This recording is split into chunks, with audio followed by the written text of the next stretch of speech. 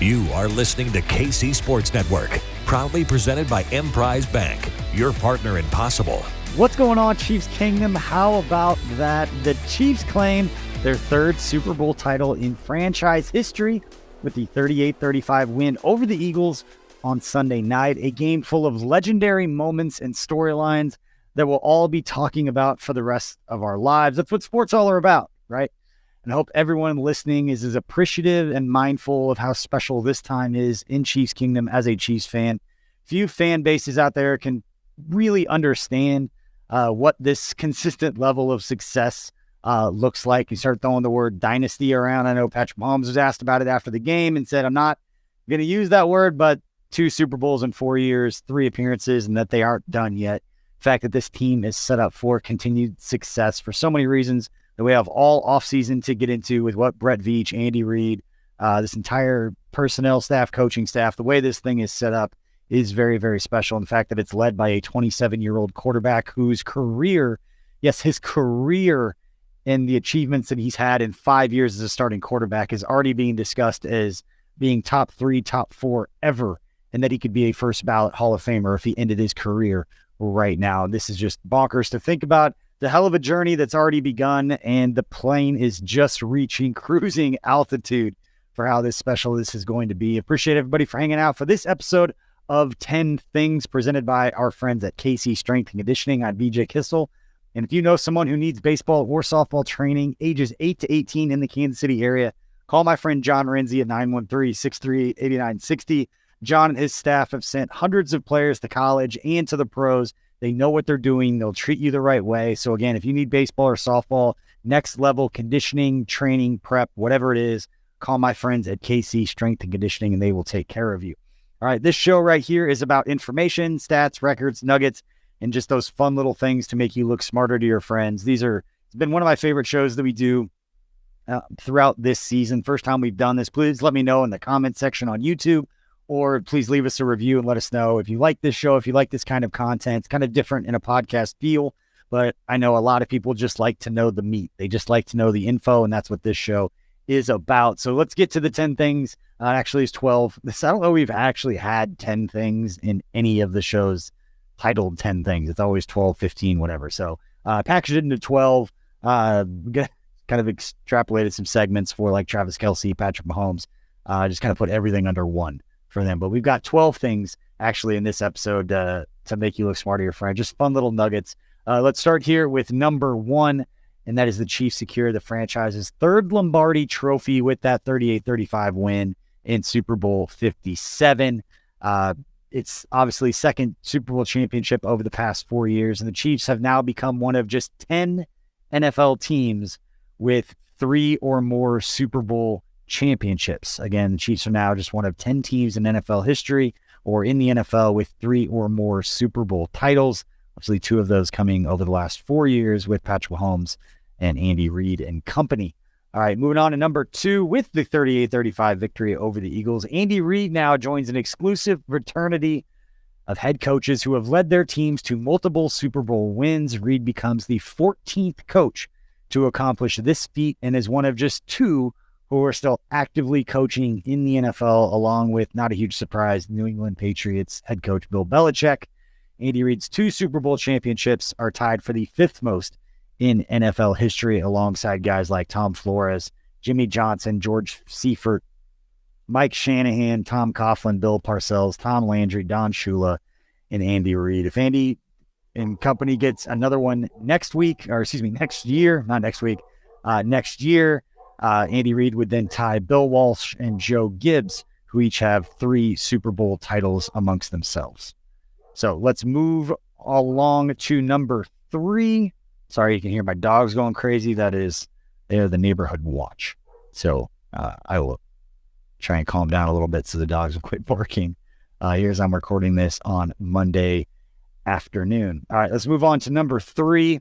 Fun one here, little nugget. With appearances in the Super Bowl on Sunday night, Travis Kelce and James Winchester both recorded their 18th postseason game in a Chiefs uniform, extending their franchise record, as Harrison Butker and Chris Jones have each appeared in their 15th career postseason games with the Chiefs, moving into a tie for the 3rd most postseason appearances in team history. And then Patrick Mahomes and Derek Nottie each appeared in their 14th career postseason game for the team, tying for the 6th most in franchise history. Expect those kinds of things to continue as the Chiefs continue finding success in getting into the playoffs.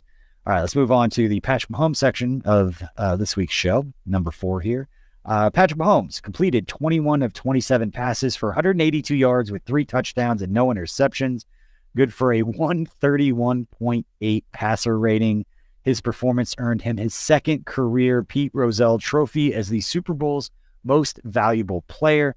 It marked his 10th career postseason game with a 100 or more passer rating, tied for the 3rd most in NFL history. His 131.8 passer rating is the 3rd best single game mark in club postseason history. And with his 3 touchdown passes, Mahomes now owns 35 career postseason passing touchdowns, 8th most in NFL history. His 3 passing touchdowns tie for the 4th most in a single postseason game in franchise history. And his 77.8 completion percentage ranks as the highest completion percentage in a postseason game in team history.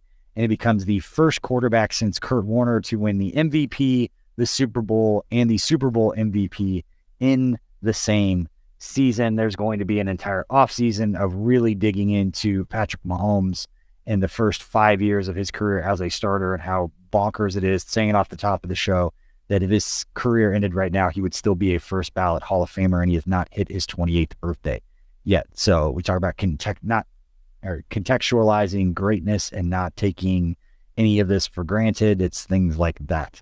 When you start talking about that, just makes it all the more special. And things like this, again, the only, 2 players with more 100 or better passer ratings in postseason games in NFL history are Joe Montana and Tom Brady. So, yeah, Patrick Mahomes has passed Drew Brees, Brett Favre, Russell Wilson, and Troy Aikman as guys who did not have as many 100 or better passer rating performances in NFL postseason games in NFL history. And yeah, the last one, I mentioned this as well, as far as touchdown passes, his 35 currently ranks 8th.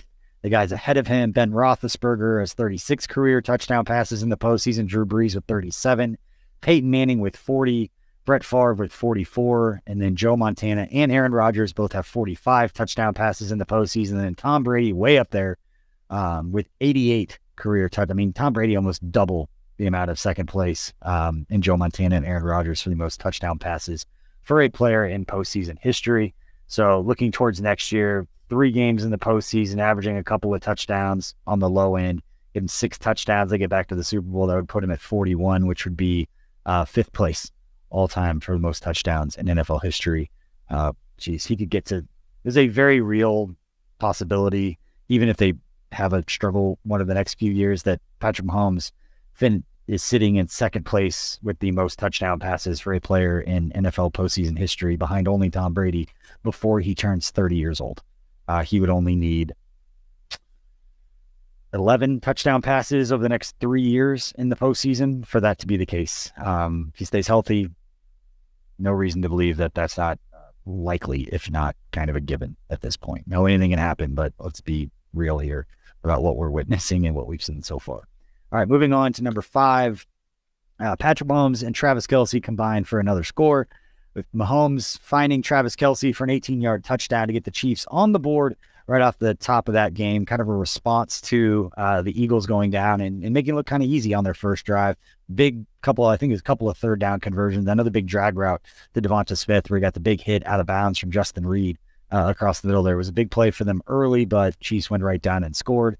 And that pitch and catch between Mahomes and Kelce marked their 14th career touchdown connection between the two, as they sit in 2nd place, only behind Tom Brady and Rob Gronkowski, who between the two of them own 15 career connections in the postseason. So Travis Kelce, Patrick Mahomes would just need 2 more scores in the postseason between the two to have the most between any quarterback tight end touchdown connections in the postseason. Moving on to number 6, also Travis Kelce. He extends his reception streak with 6 receptions in Sunday's Super Bowl. Kelce recorded his 18th consecutive postseason game with 3 or more receptions, accomplishing the feat in every postseason game of his career. Kelce's streak of 18 games with 3 or more receptions sits as an NFL postseason record. He finished the game with those 6 receptions for 81 yards and the touchdown. And so Travis Kelce, again, extending his record. Sitting there in second place is a guy named Jerry Rice, who had 16 straight games in the postseason with 3 or more receptions. Travis Kelce already with 18. After Jerry Rice, Julian Edelman, Wes Welker, Jay Novacek, and not just tight ends. We're talking receivers, tight ends, everybody. Pretty special from Travis Kelce. Let's move on to number 7 here, and that is with an 18-yard touchdown in Sunday's game. Kelce now has 16 career touchdown catches, extending his postseason franchise record as far as the Chiefs for receiving touchdowns by a player in the postseason. But with that touchdown, he has now passed Rob Gronkowski for the most touchdown catches by a tight end in NFL postseason history, and is now in sole possession of the second most touchdown receptions by any pass catcher in postseason history, trailing only Pro Football Hall of Fame wide receiver Jerry Rice and his 22 touchdown receptions. So again, Travis Kelce, most touchdown catches in the postseason NFL history by any tight end, and is only 6 touchdowns shy of tying Jerry Rice for the most receiving touchdowns by a player at any position in NFL history. If Travis Kelce wants to continue playing for a few more years, that would be a very special record that he would be right there with, along with the one between him and Patrick Mahomes. Between the two of them, they just need 2 touchdowns to have that record. It's also worth noting per Sheil Kapadia on Twitter that based on this is a team stat, but based on offensive success rate, the Chiefs' offensive performance on Sunday was tied for the 6th best of any team this season. That's out of a sample of 568 games. So not just Chiefs game, but all games. 6th best. It was the Chiefs' best game based on success rate all season. The Eagles' defense, this vaunted defense that is very good, don't get me wrong, was held without a sack for only the 2nd time all season. This was a group that was, I believe, 5 sacks shy, coming into the Super Bowl of having the most sacks of any team in NFL history between the regular season and the postseason combined. That part of the game and that storyline that we talked about so much, that everybody talked about so much, was also heard by the Chiefs' offensive line and guys like Andrew Wiley and Orlando Brown Jr. that have been catching a lot of flack from a lot of people all season long for them to come out and not just play well, but dominate a group that was considered not just one of the best in the NFL this year, but talking about in context of the most sacks of any defense ever. That performance by the Chiefs' offensive line should not go unnoticed. I don't think it has. There's been a lot of credit talking about Andy Heck, the Chiefs' offensive line coach, a lot of those guys. You got to give all of the context. That's why it's so hard with so many people stepping up. It's the beauty of winning a Super Bowl. It takes everybody, but it's also the problem of then having to give credit because you always feel like you're leaving somebody out. But the Chiefs' offensive line should be leading this charge along with Patrick Mahomes and company. But again, the 6th best performance in terms of offensive success rate by any team against any other team in the NFL this year happened in the Super Bowl, and it was the Chiefs' offense going up against a historically great defense. Again, just to add more context to how special that performance was. All right, let's move on to number 8. This is a section about the rookies. It's a chance for Brett Veach to take another bow. He's been getting his flowers all year for this draft class and what they've been able to do, and reloading a team full of a bunch of rookies on the especially on the defensive side of the ball, that played a lot of minutes, made plays, and got it done. And let's start with some of the guys who scored, and then we'll get into guys like Josh Williams, who I thought played a sneaky great game, made some big plays physically on the outside against this Eagles run game. But rookie running back Isaiah Pacheco, let's start with him. He recorded his 1-yard touchdown run to open the game's second half. It marked the first postseason touchdown of his career. Hadn't scored in the last couple of games, but Pacheco finished this game with 15 carries for 76 yards with the 1-yard touchdown. I had joked on social media during the game that with all the problems the NFL was having with the field and players slipping, that Isaiah Pacheco didn't seem to be having that problem because he was running so hard and he was digging those cleats so hard into the ground that he was not going to slip. That guy, for anyone who's ever heard Andy Reid talk about energy givers, and not energy vampires, talking about the John Gordon book, Energy Bust, that I know Andy Reid gave out to all of his coaches years ago. Fantastic book for anybody out there who's listening. not just for sports, but for anybody in any walk of life. Fantastic book. Had a chance to read it myself, but Isaiah Pacheco is the definition of an energy giver. The way he runs, the way he hypes his teammates up, just love everything about it.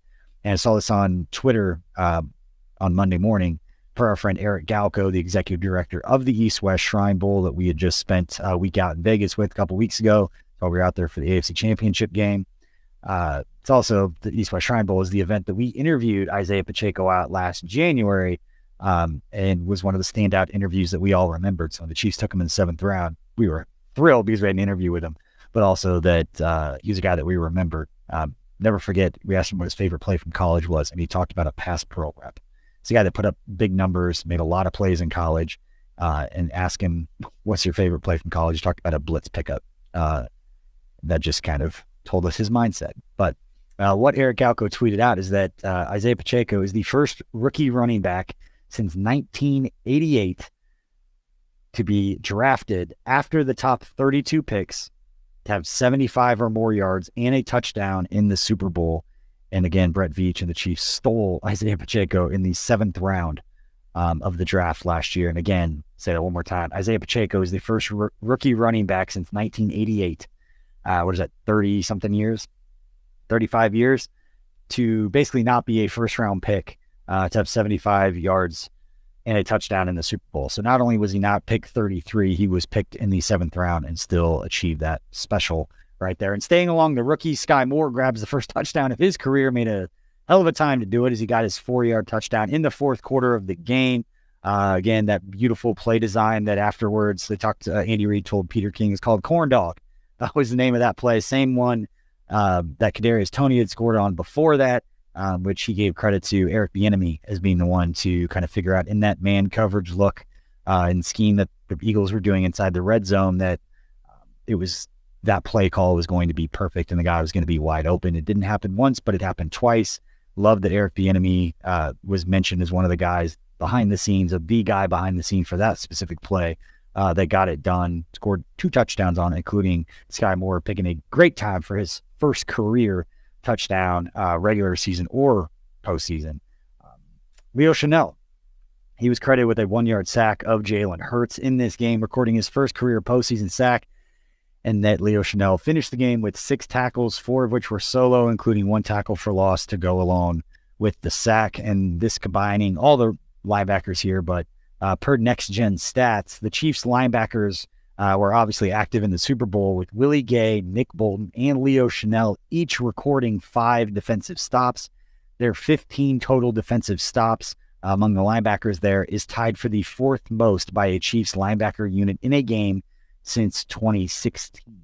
So Nick Bolton, 2nd-year player, Willie Gay, 3rd-year player, and then Leo Chanel, all getting it done as a rookie, and Leo Chanel, the rookie, getting it done for the Chiefs. And to round out the rest of the rookies, Trent McDuffie had the one big play where he lost sight of the ball. Tough play, couldn't find the ball, didn't track it as well as A.J. Brown did for that big touchdown, but made plays later in the game, especially in the run game.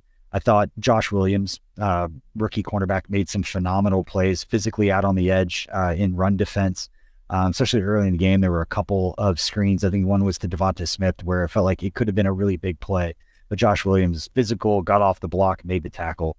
Huge in those moments. Let's move on to number 9. Colin Saunders drops Jalen Hurts for what should go down as one of the biggest plays in the game that I think is... So many people have talked about it being so underrated that I think it's just properly going to be rated because Chiefs fans are great at paying attention. There's a lot of great meaty people who cover the team that noticed it right off the bat.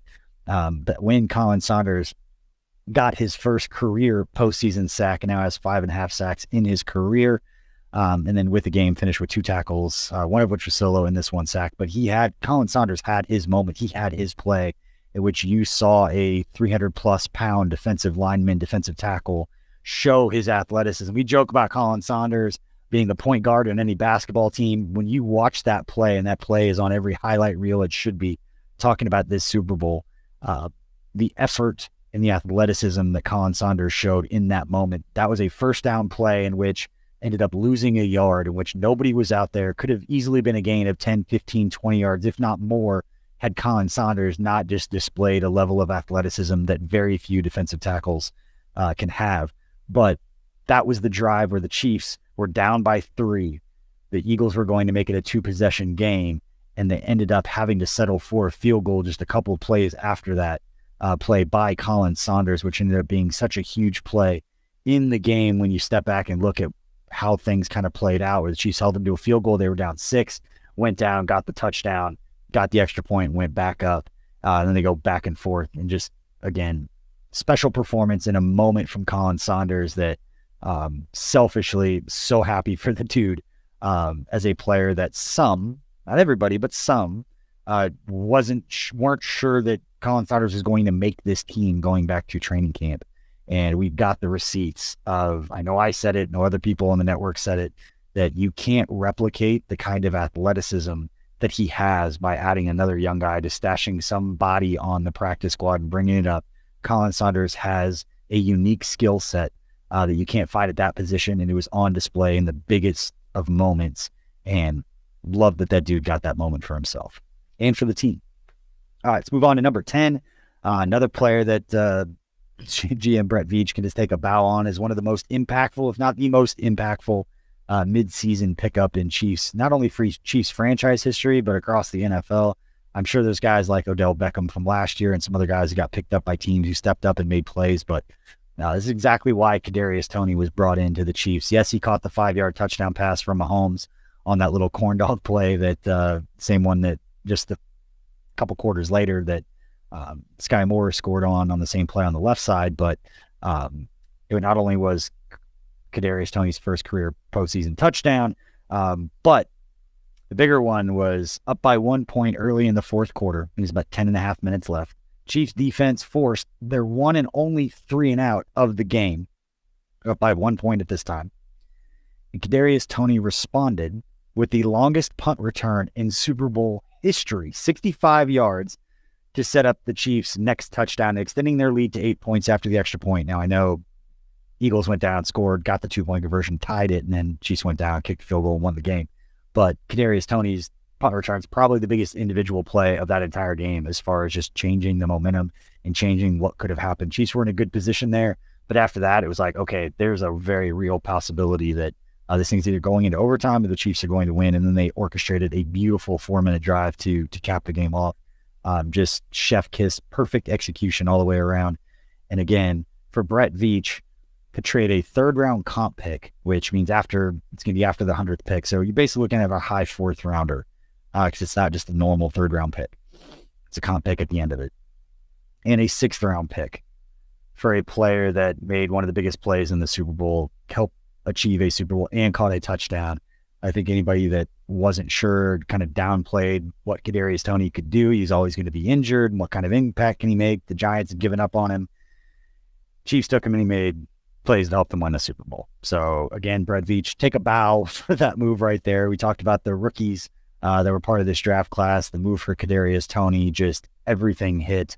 The decision to keep Andrew Wiley and lock him in at the right tackle position ended up paying off, as Andrew Wiley played maybe one of the best games of his career, the best stretch going back to even last week in that game against the Cincinnati Bengals. His block on Sam Hubbard on the scramble that Patrick Mahomes ran out of bounds, where he got hit by Joseph Asai and set up the game-winning field goal. Go back and rewatch that play now. You got some time this offseason. Watch Andrew Wiley's ability to hit a moving target in space against a guy like Sam Hubbard is the only reason that Patrick Mahomes had a chance to get around and make a play. Anyway, let's move on to number 11, and that is that Nick Bolton, I shouldn't take it all the way here to get to Nick Bolton, but his scoop and score as he recovered a fumble from Jalen Hurts and returned it 36 yards for the touchdown. It was Bolton's first career postseason touchdown and his second postseason fumble recovery, with both coming this year during the 2022 playoffs, with one fumble recovery for a touchdown in the regular season, in which he went 86 yards, and that was at Denver on January 8th of last year. Bolton now owns 3 total fumble recoveries, with 2 of them going for touchdowns. It marked the Chiefs' defensive touchdown in a postseason game. Bolton finished Sunday's game with a game-high 9 tackles, 8 of which were solo, and the 1 fumble recovery, again, that I just mentioned, for a touchdown. And, there was a lot on social media about he could have had 2 touchdowns. I personally, now that we can talk about this, if they had lost, I still would have had the same opinion, but it would not have been met as well. I don't think as much as we got fired up about that game, but I do think it was the right call on the other one. I don't think he maintained possession. When you watch it live, didn't feel like that was a catch by any stretch of the imagination. That would have really would have put the NFL in a bind if Nick Bolton returns that for a touch. Let me know in the comment section. If Nick Bolton had returned that second one for a touchdown and that had counted as a score, at what point do you consider giving Nick Bolton the MVP over Patrick Mahomes? Fun things that we could talk about like in March, right before free agency when it's just a bunch of rumors. But let me know in the comment section. How do you think that could have played out? Patrick Mahomes still would have got the MVP if Nick Bolton had returned that second one for a touchdown. And who knows what would have happened, but cool to think about. But phenomenal performance from Nick Bolton, special season from Nick Bolton. I think a couple of plays he actually made out in space on, late in the game. There was one flip out there where he got out there pretty quickly and just stopped the Eagles. I thought the tackling was pretty good for the most part throughout the game. There was a stretch there in the second quarter, the one quarter that the Eagles played really well offensively, that the tackling kind of took a back seat with some penalties and just some things that went wrong. They're jumping off sides, all that stuff that we don't talk about now, but it was really frustrating to watch at the time. All right, and number 12, the final thing from this game that stood out to me or that Nuggets I want to mention. I haven't seen any of the local media talk about this yet. I'm sure it's coming out. I'm sure Coach Reed, if he hasn't already talked about it, I haven't seen it yet. But it was the final game. We saw Chad Henne put out on social media that he's retiring, so he's going out on top, has Bud Light in his hand. So congratulations to Chad Henne on hell of a career to kick around and be around as long as he did. And obviously the fact that he was kept around this long, and not just what he meant when he got on there and played, but all the stuff he did behind the scenes for Patrick Mahomes, just special. So congratulations to Chad Henne on a hell of a career, ending with another Super Bowl. But Barry Rubin, the long time, at least since Andy Reid had got to Kansas City, the strength and conditioning coach for the Chiefs, spent 26 years in the NFL. A lot of those years with Green Bay. It's where he met Andy Reid. And then Andy Reid brought him to Philadelphia. And then when he came to Kansas City, Barry came to Kansas City. But that saw on Facebook that his wife had put out there an article that's saying that he was retiring and this was going to be his last game. But again, 26 years in the NFL. And Barry Rubin, I'd always talk to him about Joe Delaney. Barry Rubin played college football with Joe Delaney and knew Joe a little bit. And so every year around June 29th, on the anniversary of Joe Delaney's passing, I would do a story or talk to Barry or, his college teammates about that. But Barry Rubin, thick New Orleans, Louisiana accent, but one of the best dudes that you'll ever meet, and very special for really good people to go out on top in moments like that. And that's why last night was so special. I was getting tears in my eyes, knowing guys like Matt McMullen and my friend Jordan Giesler and Anna Topkin and all these phenomenal people at the Chiefs that I used to work with, that obviously Mitch Holtis, Dan Israel, and all the guys at the radio network that I worked with. Like, just special moment knowing how special that is for them, the amount of time and effort and passion these people put into these jobs that don't necessarily always get the credit when I'm talking about them all the time, but they're a part of it. And they are the ones that, whether it's, getting us fired up for the game and making us feel connected to it and emotionally invested into it, it's an art form, and these people are the best at it. It's a reason that we feel so special about it. So I'll get off my soapbox here talking about that, but special congratulations to Barry Rubin on a hell of a career and going out on top. And not just Barry, but anybody else at the organization that I'm not familiar with, is in terms of it being their last game or whatever. Congratulations. What a way to go out for Barry Rubin. But congratulations to everybody who was down there. I'm sure it was a hell of a memory. And it's going to be special on Wednesday when we all go to the parade. I'm hoping to take my son down there and create some more memories. But appreciate everybody for hanging out. Appreciate everybody who's hung out with us all season. Our draft content will start later this week at KC Sports Network. We're not slowing down at all, but we appreciate your support and everything that we've got going on. Don't know how many more of these 10 Things episodes we'll do. We signed free agents, things like that. I'll bring this show back, but please let me know in the comments. We want to continue to create different kinds of content by design here at KC Sports Network that for different people. So whether it's hit me up on social media, shoot me an email, leave a comment in the YouTube section. Let us know if this style of content, this type of stuff is stuff that you guys enjoy and you take something away from, and we'll continue to adjust and try to give you guys the kind of content that you're looking for to distract you from work or, driving around town or whatever it is. But we appreciate you more than you could possibly imagine for supporting what we got going on here at KC Sports Network. We'll see you. We'll keep talking about this game for the next couple of weeks, but we'll mix in our draft content as well. So until then, see y'all later. Thanks for watching this production of KC Sports Network, the fastest growing sports media network in Kansas City. Check out these videos that feature our team of more than 15 former players, insiders, and analysts, bringing you the best Chiefs coverage you can find. Entertain, educate, inform. KC Sports Network.